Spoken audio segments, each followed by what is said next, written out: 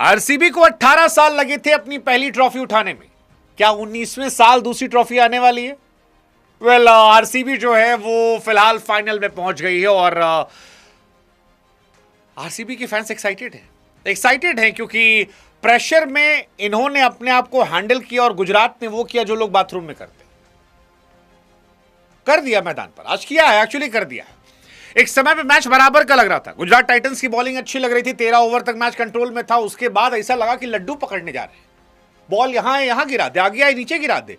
Fielder जो है वो बॉल छोड़ रहे थे और नतीजा ये हुआ कि पाटीदार ने मार मार के धुआं कर दिया, 254 खड़ा कर दिया। और जहां 254 बना था वहीं सबको पता था कि अब गुजरात टाइटंस से ना हो पाएगा क्योंकि जिस टीम की बैटिंग लाइनअप में 4 नंबर पर निशांत संधू, 5 नंबर पर वॉशिंगटन सुंदर, 6 नंबर पर आपके जेसन होल्डर, 7 नंबर पर राहुल तेवतिया, 8 नंबर पर राशिद खान बैटिंग करने आते हों, उस टीम की औकात 200 के पार चेस करने की नहीं है।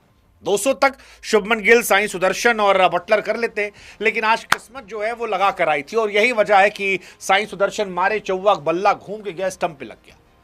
शुभमन गिल प्रेशर में चले गए और भुवनेश्वर कुमार ने जॉस हेजलवुड को बताया कि भैया उम्र बढ़ने के साथ सबकी परफॉर्मेंस खराब नहीं होती है, कुछ निखर जाते हैं। और आज निखरी आरसीबी, जबरदस्त तरीके से निकली है। आईपीएल की हिस्ट्री के इतिहास में प्लेऑफ में सबसे बड़ा स्कोर जो है वो आज आरसीबी ने बनाया है 245 रनों का, और इसमें सबसे बड़ी बल्लेबाजी थी कैप्टन पाटीदार की। क्या कमाल की बल्लेबाजी थी, उफ 93 रन 33 गेंदों पर। मतलब पाटीदार का शतक नहीं लगा, ये थोड़ा सा खल रहा था, लेकिन जो बल्लेबाजी उन्होंने की है उसे बहुत लंबे समय तक याद रखा जाएगा। क्या पाटीदार की भी कहानी भाई, रिप्लेसमेंट प्लेयर के तौर पर आना, 18 साल से ट्रॉफी की भूखी टीम को ट्रॉफी जिताना, और उसके बाद आज प्लेऑफ में आईपीएल की बेस्ट बॉलिंग लाइनअप के सामने धुआं कर देना। मतलब कमाल की बल्लेबाजी। जितने शब्द आपके पास हैं उतने कम। वैसे ही जैसे भुवनेश्वर कुमार की गेंदबाजी के लिए शब्द कम पड़ जाते हैं, जैसे आप आरसीबी के जोश को देखकर कहते हैं कि शब्द कम पड़ गए। विराट कोहली और पाटीदार की टीम ने शुरू से कहा था कि हम एग्रेसिव क्रिकेट खेलेंगे, और वो एग्रेशन आज दिखाई पड़ा, चाहे गेंदबाजी हो या बल्लेबाजी। जब बल्लेबाजी कर रहे थे तो विराट 25 पे 43, Krunal Pandya, what a talent man, he is so bloody underrated, 28 गेंद 43 रन। देवदत्त पडिक्कल 19 गेंद 30 रन। मतलब सारे खिलाड़ियों ने, वेंकटेश अय्यर यार पहला ओवर में 19 रन मार दिए, 7वीं बॉल पे आउट हो गए। इवेंस आज तो जितेश भी चल गया 5-15। नतीजा ये रहा कि 250 प्लस का स्कोर चला गया, और ये स्कोर बनते ही क्लियर था कि मैच खत्म है। बस देखना यह था कि गुजरात कितना काउंटर करती है। शुभमन गिल 7 गेंदों पर 2 रन बना करते हैं।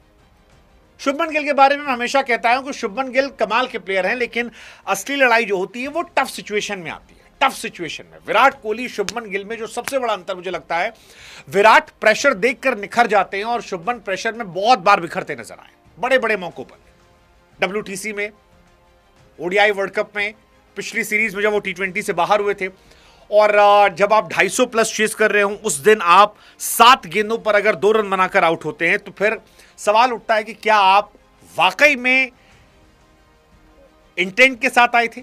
मुझे नहीं लगा। भुवनेश्वर कुमार ने उन्हें चारों खाने चित कर दिया। 7 गेंदों पर 2 रन, 7 गेंदों पर 2 रन, मतलब यह बहुत बड़ी बात है। वो भी तब जब पहली बॉल पे 2 रन लिए थे। अगली सारी बॉल डॉट और फिर भुवनेश्वर कुमार ने उनके डंडे उखाड़े, तो वहीं से लगा था गुजरात टाइटंस जो है वो उखड़ गई। गुजरात टाइटंस मैं बहुत ही हाईली रेट कर रहा था इस टीम को, क्योंकि टीम की तरह खेले थे।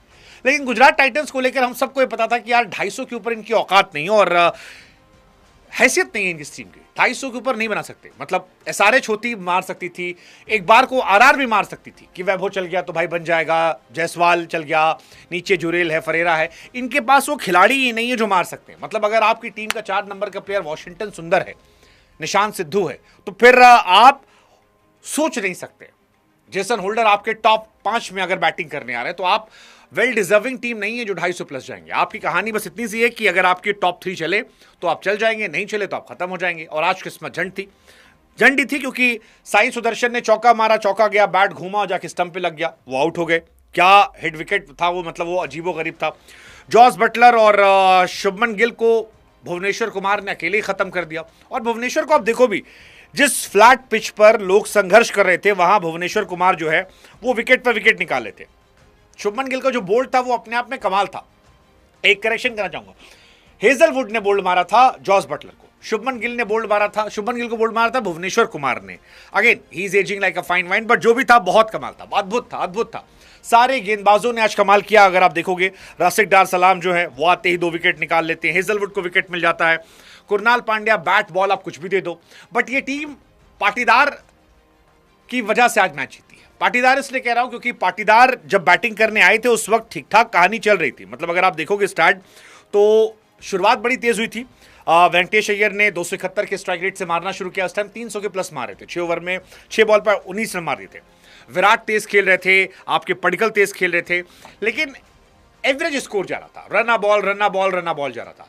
उसके बाद जो पाटीदार ने खेला है, 9 छक्के मारे उन्होंने, 5 चौके और 9 छक्के, आई थिंक वो मैच पलटने वाला मोमेंट था। क्योंकि क्वालिफायर 1 में अगर आप रबाडा जैसे बॉलर को फेंटे फेंटा मारते, और रबाडा आज नींद नहीं आएगी उनको, क्योंकि रबाडा ने एक बेबी सिटर जो था वो छोड़ा था। आसान कैच, ऐसे लॉलीपॉप आ रहा था प्रसिद्ध कृष्णा की बॉल पर, और एक ही ओवर में 2 कैच छोटा। एक तो आज गुजरात टाइटंस से मेरा यह भी समझ नहीं आया कि भाई साहब वो कौन सी टीम है या कौन सा थिंक टैंक है जो प्लेऑफ में एक्सपेरिमेंट करता है। कुलवंत को आज खिलाया गया, पहला ओवर ठीक गया, दूसरे ओवर में 27 रन वो ठोके गए, और वहीं से मैच जो था पूरा मोमेंटम शिफ्ट हो गया, क्योंकि उस 27 के बाद वो रुके ही नहीं। पाटीदार ने सबको मारा, मतलब 4 में 53 कृष्णा पिटे, 4 में 54 जो है वो आपके रबाडा पिटे, सिराज जो थे वो 3 में 46 पिटे। और जब आपके प्रीमियम बॉलर्स 15 रन हर ओवर में दे रहे हो और आप कैचेस ड्रॉप कर रहे हो, तो फिर कहानी तो पलटती है। और पाटीदार तो नॉकआउट मैचेस के हमेशा स्पेशलिस्ट है। 2022 में जब आए थे तब भी एलिमिनेटर में 54 गेंद पे 112 मारा था। फिर आईपीएल 2022 में क्वालिफायर 2 में 42 पर 58 मारा था। आईपीएल 2024 में सीएसके के सामने 23 पर 41 मारा था। एलिमिनेटर में उन्होंने 22 पे 34 मारा था। इनफैक्ट आईपीएल 2025 के फाइनल में भी 16 पे 26 और क्वालिफायर 1 में 8 बॉल पे नाबाद 15 रन, और आज क्वालिफायर 1 में 33 बॉल पे 93। सो पाटीदार बीच में थोड़ा उनका डिप होता है, लेकिन क्लच मूवमेंट पर वो बड़े प्लेयर्स हैं और ये उन्हें स्पेशल बना रहा है। अगर आप पाटीदार का प्लेऑफ्स में स्टार्ट देखोगे तो 6 इनिंग में 338 रन है, 112 का एवरेज है, और सबसे बड़ी बात स्ट्राइक रेट 193 का।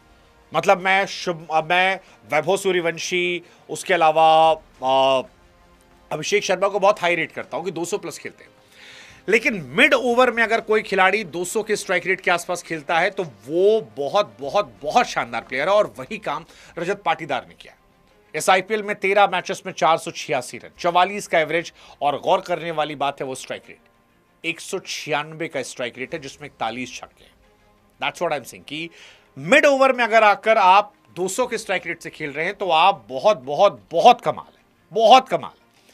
और कोई नहीं था, टिम डेविड आउट हो गए थे, मतलब नीचे उन्होंने अकेले ही मैच पलट दिया। मतलब जब कैच छूटा तभी मैंने कहा था कि भाई साहब अगर आप पाटीदार जैसे प्लेयर का कैच ड्रॉप करते हो तो आप डिजर्व नहीं करते हो, और यही रहा। आप पाटीदार या फिर टिम डेविड जैसे खिलाड़ियों कैचेस कैसे ड्रॉप कर सकते हो, वो आपको कुत्ता बना के मारे, और वही हुआ। पहले 13 ओवर में 128 रन पे 3 विकेट था, और आखिरी के 7 ओवरों में 126 पे 2। That defines the madness of this man whose name is Rajat Patidar.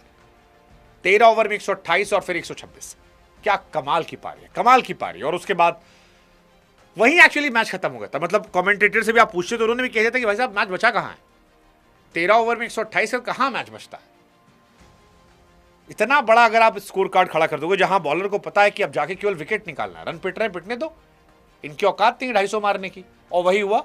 आते ही विकेट ठक ठक ठक ठक ठक। मतलब गुजरात टाइटंस ने शुरू में तो इतना इजी विकेट गिराए हैं कि पता नहीं लगा था। भुवनेश्वर कुमार ने 2 रन देकर पहले ओवर में शुभमन गिल का विकेट निकाल दिया, खत्म कर दिया उन्होंने।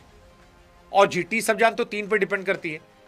आरसीबी फिलहाल एक ऐसा लग रहा है, मुझे लगा था कि टफ कंपटीशन होगा, बट अब ऐसा लगता है कि इजी कॉम्पिटिटर पा गया वो, और उसकी वजह सिर्फ यही है कि सामने वाली टीम के पास बैटिंग है ही नहीं, और जब बैटिंग आपके पास नहीं होगी तो फिर कहानी गड़बड़ होगी। आशीष नेहरा इसके लिए पूरे जिम्मेदार हैं, क्योंकि नेहरा साहब ने क्या सोचकर ऑक्शन में ये खिलाड़ी चुने थे मुझे नहीं पता, मुझे नहीं पता। और आज भी नेहरा साहब का वो जो एक स्पेशलिस्ट बॉलर लाने का फैसला था वो मेरी समझ से परे था, मेरी समझ से परे था। इसी वजह से बैटिंग नहीं, आपकी बैटिंग 2-3 प्लेयर पे नहीं हो सकती। आप आरसीबी को देखो, वेंकटेश अय्यर खेल रहा, फिल शॉट बाहर बैठा, उसके बाद विराट कोहली यार रन मशीन है, 600 प्लस रन 2026 में, आज भी उन्होंने अच्छी पारी खेली, मतलब उनके बारे में इतनी बात नहीं हो रही, बट 28 बॉल पे 43 रन।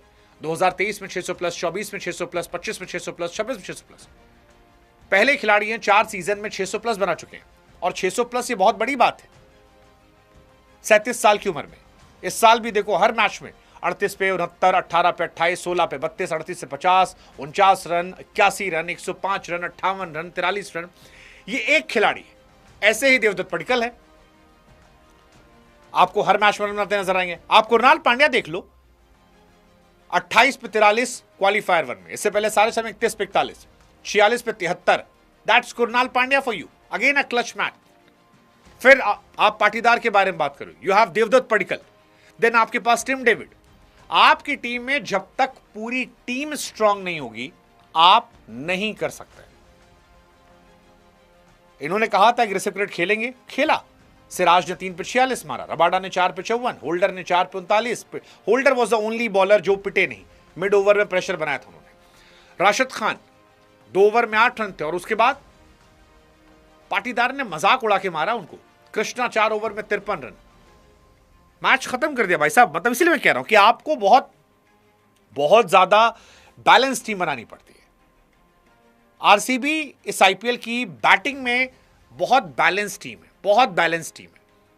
इतने प्लेयर हैं कि अगर 1-2 प्लेयर भी चल जाते हैं तो वो मैच पलट देते हैं, और इनके पास सारे प्लेयर हैं। ऊपर से वेंकटेश मारने की कोशिश करेगा, आज तो इन्होंने यूज भी नहीं किया। आप इमेजिन करो कि ये फिल सॉल्ट को भी ले ले, आप इमेजिन करो कि फिल सॉल्ट को भी खिला रहे हैं। वेंकटेश अय्यर, फिल सॉल्ट, विराट कोहली, उसके बाद आपके पास Devdutt Padikkal, then you have Rajat Patidar, you have Tim David, Krunal Pandya, Jitesh. भाई साहब क्या बैटिंग हो गई, आप सबको मार दोगे। सिर्फ एक एसआरएच ऐसी टीम है जो आरसीबी को पटक सकती है, मुझे अभी ऐसा लग रहा है, मतलब फर्स्ट साइड में, क्योंकि एसआरएच के पास वो प्लेयर है जो चल गए तो चांद तक। उनके भी टॉप 3-4 जो है बहुत खतरनाक है, 4 तो बहुत खतरनाक है, उसके बाद थोड़ी वीकनेस है, उसके बाद थोड़ी वीकनेस। हालांकि ओवरऑल टीम देखोगे आरसीबी सीम्स की दूसरी ट्रॉफी जो है वो उठाएंगे। अंबाती रायडू ने मेरे पॉडकास्ट में कहा था कि 18 साल लगे पहले ही में, अब देखते हैं 56 साल लगे कितना। आई डोंट थिंक सो, मुझे लगता है ये टीम जो है वो ट्रॉफी उठाने के करीब जा रही है। अगला मैच आरआर का है एसआरएच के साथ। 2 मेरे फेवरेट खिलाड़ी 2 अलग टीमों खेल रहे हैं। आई वांट टू सी ये अभिषेक शर्मा क्या करते हैं, ईशान किशन क्या करते हैं, बहुत पसंद है मुझे, क्लासन बहुत पसंद है। But at the same time Rajasthan Royals में I am gonna support Vaibhav Suryavanshi also, and I think पूरा देश जो है वैभव सूर्यवंशी को सपोर्ट करना चाहेगा। यंग गाय, राजस्थान मैच जीते ना जीते, आई विल प्रे कि वैभव सूर्यवंशी जो है वो रिकॉर्ड तोड़ दें क्रिस गेल का। मैं चाहता हूं, दिल से चाहता हूं वो तोड़ दे, और अगर वो ना तोड़े तो अगला मैच खेलने को पा जाए।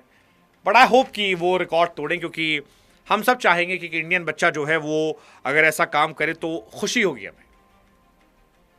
अभिषेक शर्मा, ईशान किशन, ट्रेविस हेड, वैसे एब्सोल्यूट सिनेमा होगा अगर एसआरएच वर्सेस आरसीबी होता है। एसआरएच ने अभी पिछला मैच हराया था, सो दे विल बी एक्साइटेड कि भाई साहब हम और आप थोड़े से बस पॉइंट्स पे रह गए थे, अगर हम और आप मिलते हैं फाइनल में तो मजा आ जाएगा।